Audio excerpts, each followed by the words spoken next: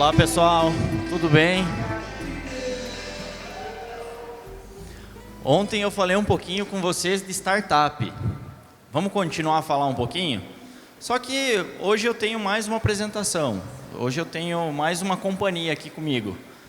Leandro é nosso diretor também da Abrap. Leandro, por favor, apresente-se. Mas antes disso, nós que somos startupeiros, a gente gosta de quebrar regra, né? Então a gente vai fazer uma coisinha aqui para quebrar regra, tá? Mas, por favor, fiquem com a nossa intenção positiva. Vamos lá? Cruza. A gente só vai mudar um pouquinho o lugar de ficar hoje. Aqui dá para subir? Dá.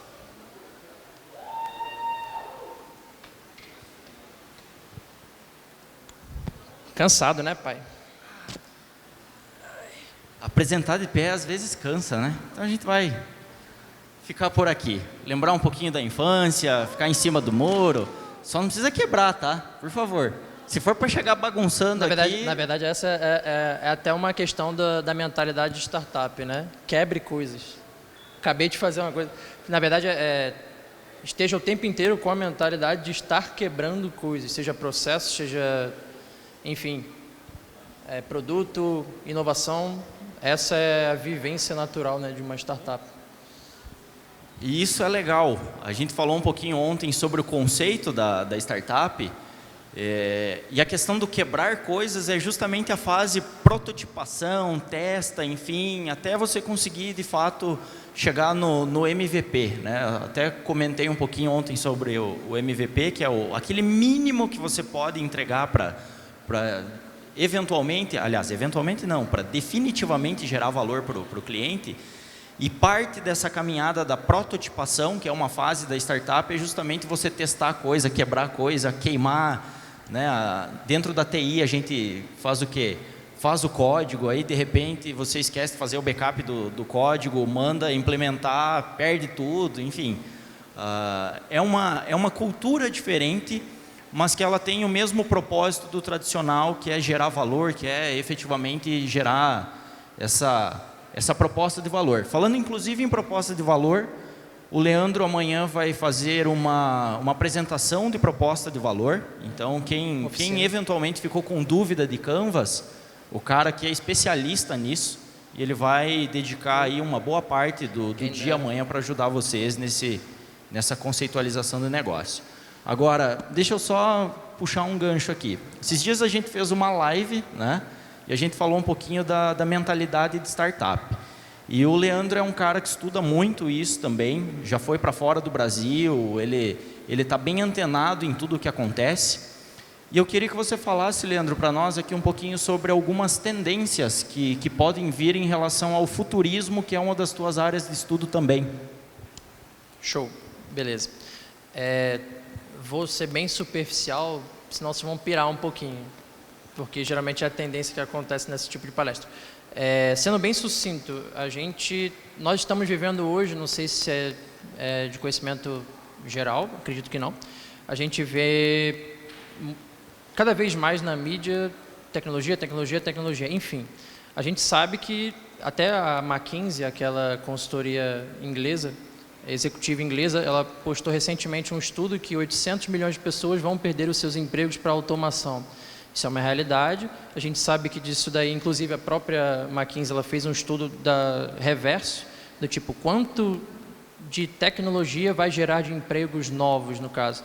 E o estudo que chegou a uma tendência, obviamente não é uma coisa precisa, mas era por volta de 300 milhões, algo nesse sentido. Ou seja, grande parte das pessoas perderão os seus empregos, né? E a dúvida que fica, na verdade, é o que se pensa com relação ao futuro do trabalho. Essa é uma das minhas linhas de pesquisa, inclusive é uma das teses que eu vou defender no meu mestrado internacional. E, na verdade mesmo, quando a gente vai olhar de uma maneira bem ampla, o que a gente percebe no mercado é uma tendência natural das soft skills, isso já é de conhecimento geral. É o que as empresas estão buscando, ainda não é uma realidade do Brasil, a gente vê que é uma realidade muito mais no exterior, apesar de que as startups elas já vêm muito nessa pegada, né? Eles já pensam mais em pessoas do que, de fato, processos, e o resultado, ele obviamente está lá, mas centrado nas pessoas e não nos processos, né? Então, a tendência natural é profissionais de soft skills. No caso, enxergamos aí os coaches, né? Então, é a profissão do futuro, sim. Muita gente fala de uma maneira bem, para motivar aqui o pessoal para fazer coaching e tal. Não, não é isso. Realmente é a profissão do futuro, porque o que diferencia você de uma máquina é o fato de simplesmente você ser realmente, de fato, um humano, né? E não é replicável, não é automatizável. Apesar de você ter uma inteligência artificial, ela ainda não é capaz de ter insights, por mais que você vai jogar uma quantidade infinita para ela de informações, ela vai processar de uma maneira lógica e padronizada. Então, de certa forma, você não será substituído por ser humano, graças a Deus, ainda. Apesar de que a gente já vê várias tendências aí de criatividade das máquinas, né? Isso engloba muito a questão da inteligência artificial, né? Eu estava até, antes da Marcela entrar e fazer a palestra dela aí do plano B, a gente estava falando aqui no bastidor em relação a o que serão as profissões do futuro. E assim, existem muitas previsões. Quando eu fiz faculdade, eu fiz engenharia de telecomunicações. Tem muito tempo. Me formei em 2011. Na minha cidade, na minha região, no meu estado, a quantidade de faculdades que tinham com esse curso praticamente resumiu-se a uma só, que é a Federal do Paraná. Quando eu entrei na graduação, eu escolhi esse curso porque era a profissão do futuro, né? Eu falei, nossa, profissão do futuro, vou ganhar muito dinheiro, né? Aí, recentemente, eu encontrei o coordenador do curso da graduação que eu fiz, e ele também havia feito engenharia telecom. E ele falou assim, Ramon, eu fiz engenharia de telecom em 93, porque também era considerado a profissão do futuro. Então, 93 era futuro, 2007 era futuro, hoje praticamente ela é extinta e nunca aconteceu. Então, é difícil, de fato, a gente ter previsões quais serão as profissões do futuro.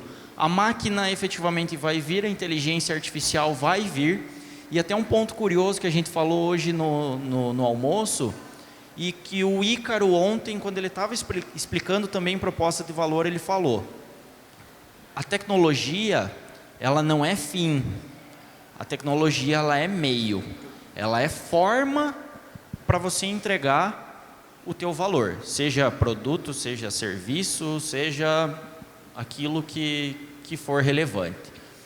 Então, um fato que a gente associa startup, tem que ser aplicativo. Tecnologia, aplicativo. Não. Eu faço algumas maratonas de hackathon, né? A palavra hackathon vem de hacker e o tom vem de maratona. Então, é uma maratona hacker. São 36 horas, entre 36 a 48, hoje a gente já reduz para 36. São 36 horas ininterruptas de desenvolvimento. Montam-se times, cada time aí são geralmente 5 pessoas, é uma pessoa de negócio, uma pessoa de design, uma pessoa para programação e uma ou duas pessoas carta coringa, dependendo da proposta do tema. Então, se você fizer um hackathon, por exemplo, para a indústria civil, né, construtoras e outras coisas, essas duas cartas na manga geralmente são pessoas ligadas à área civil. Se você fizer um hackathon da saúde, essas duas pessoas geralmente são pessoas ligadas à saúde, que são quem vive a realidade da coisa. Não adianta a gente chegar e achar que o programador vai resolver a nossa vida. O programador ele é muito bom no soft skill dele de fazer o código. Agora, para ele fazer o código, alguém precisa explicar para ele o que é que ele tem que ter de visão. E aí, falando até da soft skill, o que você me diz em relação ao skill, que na verdade não é bem um skill, que é a visão? Tá, só fazendo antes um paralelo, na verdade o que a gente mais vê hoje é falta de profissionais da área de TI, a gente sabe disso, porque todas as empresas no futuro, já se tem até milhões de estudos disso, a gente sabe que todas as empresas de fato terão tecnologia dentro do seu core business, né, de uma maneira geral. E outra coisa que é muito interessante é que tem muita gente que fica assim, eu estou muito velho para tecnologia, não entendo nada, então dane-se, não vou nem tocar nisso. Cara, na verdade não é difícil. Você não precisa saber de tecnologia. Você precisa entender o que é o mundo da tecnologia, o que é o mercado da tecnologia. Existe até uma profissão que se chama Agile Coach, Coach Agile. Na verdade, é um estilo de coaching dentro da tecnologia, para performance de time de uma maneira mais ágil, que é voltado, na verdade, para gestão de projetos.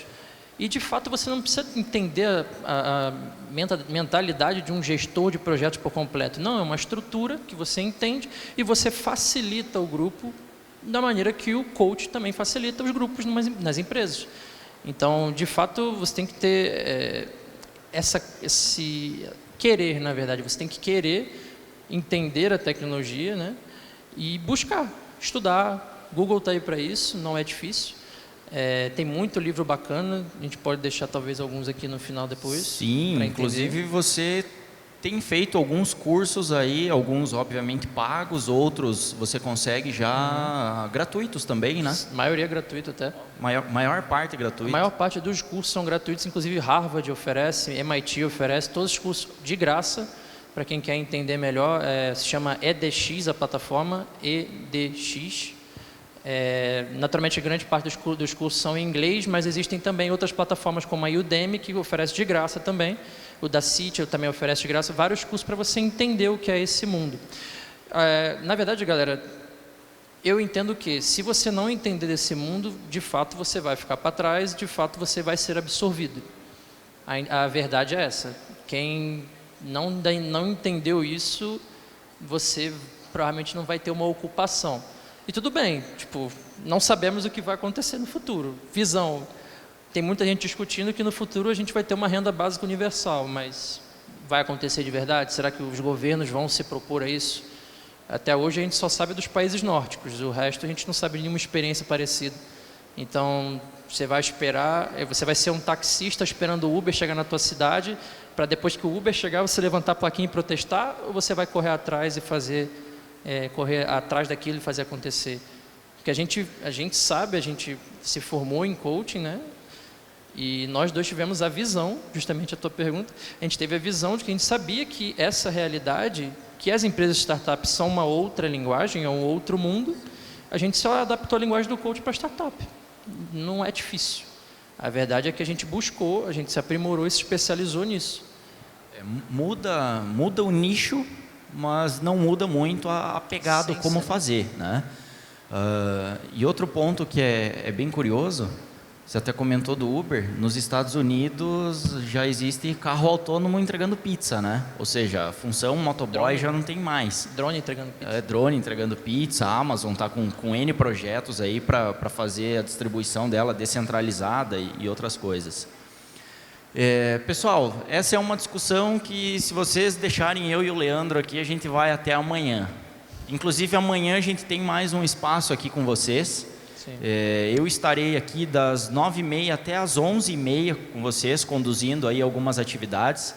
Então, são 2 horas, o Leandro vai ter amanhã mais 1h30. A gente vai fazer mais um pedaço dessa conversa amanhã. Eu vou trazer também um tema que eu acredito que é importante falar. Vem a combinar com muita coisa que vocês já viram aqui, que é transição de carreira e gerenciamento de projeto. Que não adianta nada vocês virem aqui, terem muita teoria, muito conteúdo, se não souber para onde aplicar. Então, eu vou trazer uma oficina prática, vocês vão sair daqui com algo mais palpável. Eu já vi muita gente anotando aqui, assim, é muito bom ver o caderninho de anotação, a caneta ali na mão, e página que vira, isso gera muito insight. Obviamente, vocês vão ter insight aí durante a semana toda ainda. Mas amanhã a gente vai fazer alguma coisa mais prática com vocês, até pela questão do horário. Então, a gente já entra um pouquinho mais cedo. A gente entra aí no dia da famosa aceleração. Né? Aliás, eu vou deixar até tu falar. Termina aí, vamos para a gente encerrar e poder liberar o pessoal. Mas o que é curioso numa fase de aceleração de uma startup? Curioso. Tudo que você pensava, joga no lixo e começa tudo de novo. Essa é a maior curiosidade de uma fase de aceleração. Assim, basicamente, a gente tem muitos conceitos na nossa cabeça. A gente acha que sabe sobre o nosso negócio, a gente acha que sabe as verdades sobre o nosso cliente, a gente acha que sabe tudo sobre o nosso negócio. Quando, na verdade, numa fase de aceleração dessa, a gente percebe que a gente não sabe absolutamente nada a respeito do nosso negócio. É quando tudo dá errado. E, na verdade, isso é o lado bom. Tem que desconstruir para poder construir de novo. Que é a habilidade do século XXI, segundo Alvin Toffler, né, que é um dos maiores futuristas aí, que a humanidade já teve, junto com Nostradamus, enfim. Mas a fase de aceleração, ao meu ver, é mais voltado para a questão da pivotagem, né? O que você acha? Alguém já ouviu falar de pivotar? Alguém conhece esse termo? Não? TI. Perfeitamente. Na startup, a gente diz que quando você tem que pivotar a ideia, ou você mata ela, ou você vai para o 180 graus. Não é o 360, porque o 360, né, você volta para o mesmo lugar. Então, você dá o 180 e vai para uma direção oposta. É uma mudança efetivamente radical na coisa. Então, isso é algo bem curioso, até reforçando as minhas palavras de ontem. Resiliência. Eu vou falar também amanhã um pouquinho sobre alguns programas de subvenção econômica, que startups aí são fortes candidatas a isso. Então, o investimento inicial geralmente da startup ele é mínimo, é uma parcela muito pequena, porque a startup ela tem que começar enxuta. Se a startup começar com valor alto, já não é mais startup. Então, a startup, geralmente, o investimento inicial é 10, 20, 30 mil no máximo para faturar coisa aí de milhões. E os programas de subvenção econômica, os famosos fundos perdidos, fundos não reembolsáveis, você só vai lá, apresenta a tua ideia, submete, se for aprovado, você pega a grana para poder desenvolver. Então, a gente talvez ontem tenha assustado um pouquinho em relação a algumas coisas, mas esse caminho das startups aí tem muitas portas abertas, tem muita grana no mercado para ser investida, mas não tem ideia. Então, inclusive, cadê a Rose? Se a Rose tiver ideia aí, me chama, pede para ela me passar, que já vamos criar um banco de ideia, criar equipe, já vamos fazer uma maratona aqui amanhã, né? Vamos ver se a gente sai com umas 2, 3 startups aqui, já para pegar fundo não reembolsável aí. Fazer um hackathon, Cara, tem ideia aí, tem programa que de fundo não reembolsável é no mínimo 300 mil reais. Inclusive, é uma recomendação que a gente faz. Nos startups, eu participei de 2 Startup Weekend, é um programa às vezes baratinho, né? 10 reais, se bobear 100 reais no máximo. Startup Weekend é uma empresa que toca, né, a Techstars, ela tem no Brasil inteiro, não é bem difundido. Se você for entrar no site da Techstars, você vê lá toda a programação de que vai ocorrer no Brasil. Tinha uma senhora no Startup Week, no meu startup que eu estava, ela participou da minha equipe, ela tinha 72 anos e nós ficamos em segundo lugar. Inclusive, ela era que tocava a equipe. A ideia do inicial foi minha, mas quem botava a equipe para cima era ela. Ela que, inclusive, depois que a gente saiu do Startup Weekend, a gente, de fato, foi para a construção da empresa e era ela que ficava no WhatsApp. E aí, vocês não vão fazer, não? Era a PMO. Ela que era a raiz da motivação da galera. E, cara, era um elemento essencial na nossa equipe. Tipo, uma experiência incrível, tipo, talvez não da tecnologia de fato, mas ela motivava a galera, ela fazia as coisas acontecerem, que a gente, que é muito mais jovem que ela, ficava ali às vezes com medo de fazer. E ela, pô, vocês estão com medo, vamos fazer, cara, startup. E, então não tem essa de idade. Tem muita gente que eu tenho 27 anos. Eu me achava velho para entender sobre tecnologia porque eu não era dessa área. Eu achava que eu era um zero à esquerda porque eu só sabia ligar um computador e usar. Depois que eu comecei a entrar nesse mundo, eu vi o quão fácil é. É aquela coisa da crença, né, que a gente tem com relação à tecnologia, que é mentirosa, não existe. Exatamente. Hoje em dia, quem que não pega um telefone de olho fechado e abre o WhatsApp e digita a mensagem para o contato certo, faz tudo, né? Então, o manual de instruções já ficou para trás há muito tempo. Pessoal, vamos continuar o papo amanhã? Pode ser? Acho que vocês já estão um pouquinho cansados. Caso alguém tiver alguma dúvida, quiser trocar uma ideia com a gente sobre startup, a gente vai ficar aqui mais uns minutinhos aí, então, por favor, sintam-se à vontade em nos procurar aí, amanhã inclusive também, amanhã a gente vai passar o dia todo aí com vocês. A gente vai entrar um pouquinho mais no detalhe. Caso quiser, de noite tive uma dúvida, cara, traz amanhã. O que a gente efetivamente quer contribuir com vocês para que a ideia do startup seja uma ideia para vocês de futuro de negócio, é um outro jeito de fazer negócio. Pessoal, mais uma vez, muito obrigado por vocês estarem conosco aí até esse horário. Só os fortes realmente sobrevivem, Uma né? salva de palmas para vocês aí.